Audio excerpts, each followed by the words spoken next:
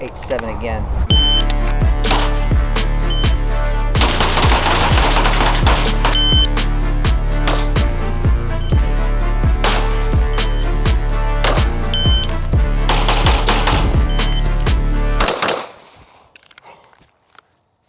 Again.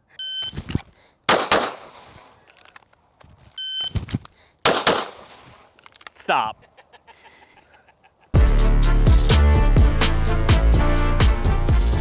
All right, welcome back. Today we're going to be talking about your concealed draw and how to make it faster. I've got 5 key points for you to remember, and it'll kind of go in like chronological order throughout the process of the draw. And hopefully these tips, if you're not already, will help you to get a consistent sub-second draw where you're able to put alphas on targets at least like 7 yards. But let me be clear here. You shouldn't just care about the speed of your draw. The prerequisite here when we talk about speeding up your draw is that you're able to do this consistently. If you cannot build a consistent grip off of, whatever draw, you should not be doing that draw when the outcome matters. So the first point we've got here is going to start at the beginning of the draw, and that's kind of where we lift our shirt from and how to speed that up. So Tyler, actually, can you show off what you've got going on inside your waistband? Now, this is not your typical concealed carry setup. This is like maybe if you live in Memphis or like the wrong side of Chicago, but this is his IDPA rig. So IDPA is a sport where you're going to be shooting from concealment for most of the time. When you have a lot going on in your belt like this, or maybe it's just a full-size gun where the grip sticks out just a little bit past your belt line, it's going to be really important to kind of raise wherever you're getting your shirt from. So you'll see a lot of people as they first start trying to train their concealed draw, trying to kind of scoop the very bottom of their shirt. And I don't like this for 2 reasons. One, if you miss that initial scoop and you just kind of like accidentally graze your shirt, you have to come right back down for it, right? So you lose consistency there. And the second reason I really don't like it is if you're grabbing from the bottom of your shirt, you can see here, if I just pull up, the shirt's immediately getting caught on the grip of the gun, and we don't want that. So with the way cloth works, right, if we grab at a higher point, so if I kind of slap right around my belly button area and grip here, and just squeeze the cloth, I'm about halfway there. The cloth is naturally not going to get caught on there because I'm not pulling from below where it could catch from. I can do that. And then what I really like to do is kind of start either like pointing just a little bit down with my fingers, and I'll grab, make a fist, kind of twist. And you can see I've already got the gun basically clear, and I'm just going to come up a couple inches. If I just grab like this, I have to move my arm quite a bit more to get the shirt totally clear versus bunching it up here, twisting, and then just moving a couple more inches to get to that point. So all of this stuff is going to save us time on that initial getting the shirt out of the way.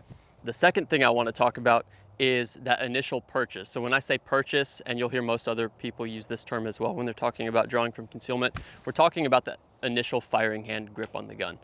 And if you don't have a consistent purchase, that's going to kill your confidence for the rest of the draw, and you'll end up either trying to, fix it here before you even come out of the holster, or even worse yet, you'll come out of the holster with a real bad grip. Maybe you've got a huge gap here, and then you've got to fix that on the way out.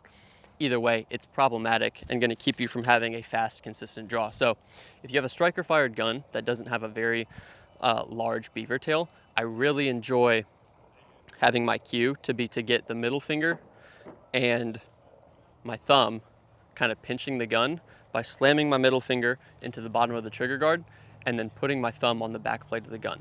And that alone gives me just enough control to wrap the rest of my fingers around and get everything out. The thumb wraps around the moment I clear the holster, and that's nice. If I try to really dig my thumb behind the gun afterwards, it just feels like a little bit extra, like I'm fighting too much, especially if you have some excess body fat there. That can be annoying. So just simply getting your thumb on the back plate of the gun, if you have a gun that lets you do that, is very nice. After that, and this is going to be a pretty big theme in the video, it's just about consistency. And in order to build that, you have to put the reps in. So draw the gun over and over and over again until you can't get it wrong. The other thing I really like about putting the thumb on the back plate of the gun is that it's very hard for you to miss the grip and end up lower than you would be. Because if you have your thumb on the back plate, the moment that you decide to wrap your thumb around, boom, all that webbing in between your thumb and your index finger is immediately going to be as high as it can be, versus if you were to try and slam your thumb behind the gun, and now you've got this messed up grip here. So that's another reason I really like that. Okay, quick note about beaver tails, since I talked so much about putting your thumb on the back plate. Jay here lent me his platypus also takes Glock mags, but it's 2011, as you can see with the big beaver tail. I've never drawn yet from it, and here we go. Whoa. So I kind of surprised myself there. This, a good beaver tail, is still rounded enough to where, as you can see, my purchase on the gun still had me having that L shape. Let me back up a bit so you can see. My initial purchase still had me with that L shape here. So I'm not trying immediately to dig all the way behind the gun.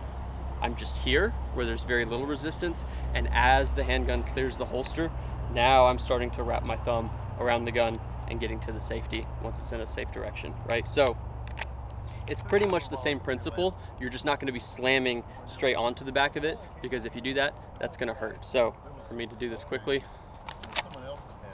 yeah. Now let me throw in the safety, and it's off.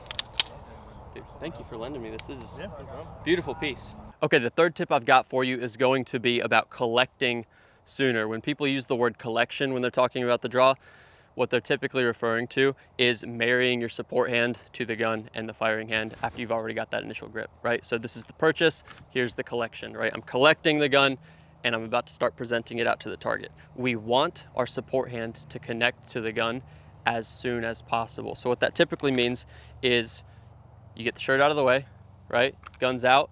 I'm getting rid of the shirt as soon as I can, and I really like to just let it go and drop it. If you start getting into the habit, and you may have done this before if you've been training a bit already, if you get into the habit of kind of throwing your shirt out, it can be very easy for your thumb or the optic to catch on your shirt, and now you've got this whole thing going on as you're trying to get out to the target, and that's very annoying. So just if you have that happen in a couple reps in a row, really get that cue in to just drop the shirt. Uh-oh. Uh-oh. Look at that. Hey, man. To drop the shirt as quickly as possible, right? So I really want that support hand again to connect like right around where my solar plexus is before I really start pushing out. That way, if there's something weird going on for some reason, I've got a lot of time to fix it before I get out to the target. So here, boom, boom, ta-da. And that gets way smoother with reps. So go ahead and show me your draw without thinking about it too much. Okay. But keep it speedy. Go. Boom. That was pretty good. You did activate your light. Kilt in the streets. I was meaning to do that. Yeah. You're in trouble now. One more time. So, one more time. Boom. So that's a real nice collection right there. You can see he's putting his support hand on the gun right about there. Let's look at it from the other side so you can see what his left hand is doing. Send it. Boom. Textbook. Do that and your draw will immediately speed up if you're not already doing that. And just to show you what we're talking about in terms of being wrong, if you're putting your left hand on the gun really late, you're doing yourself a huge disservice. So if you're doing this whole thing here, that was exaggerated, but you can see what I'm talking about. If you're coming out and the gun's already here and your support hand hasn't even touched your gun, that's an issue. You need to be building that grip as soon as possible. All right, the fourth way to speed up your target has to do with how we're actually getting out to the target from the holster. So if I were to ask you to draw a line from point A to point B, you would probably draw it in a straight line. That wasn't very straight, but that was about as good as I could do. You would not do it like this, and you would not do it like this. But you'll see some people draw this way, and it's not very efficient. The straight line should be what we're shooting for. So what that looks like when we're drawing a gun is either coming out like this, almost like we're bowling. You can see I'm pushing out down and coming out. We don't like that.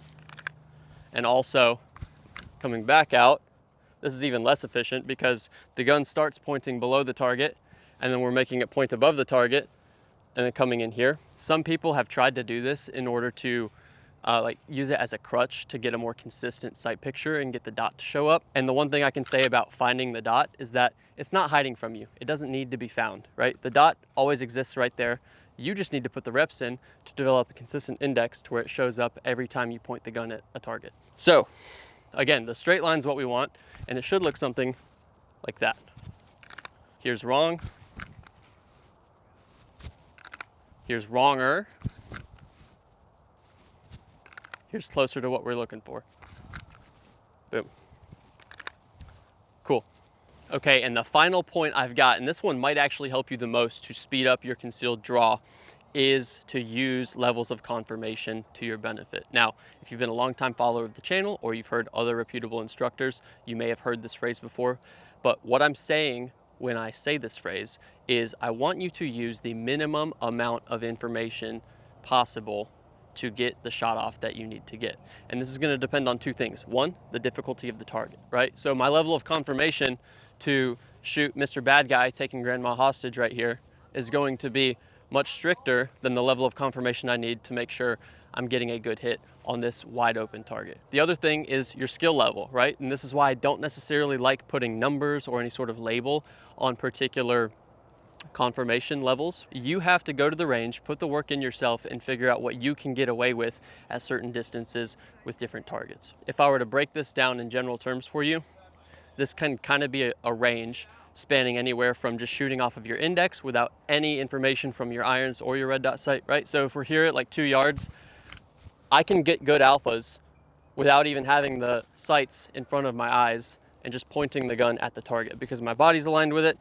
I know what the gun's gonna do in my hands and we can get away with that. But if we were to push this out to 20 yards, then we're gonna start needing a much more better sight picture, much more better.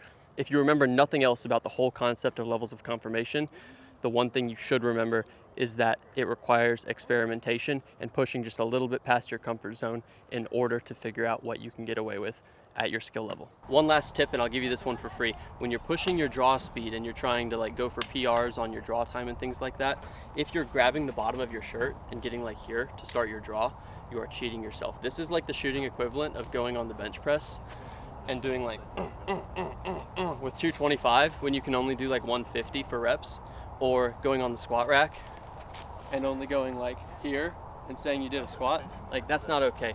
Your appendix draw time is going to come from actually being relaxed and being like, oh wow, there's something over there, versus having your hand on your, pretty much on your nuts and doing that. Everyone knows you're gonna gain like a quarter second off that. So don't cheat yourself, make it real, go put the work in. All right, and that pretty much wraps it up for this one. If you have any more questions about concealed carry stuff, be sure to drop it in the comments. We're gonna be doing quite a bit more concealed carry content here in the near future. And as always, thank you for watching, and I hope this video made you a better marksman.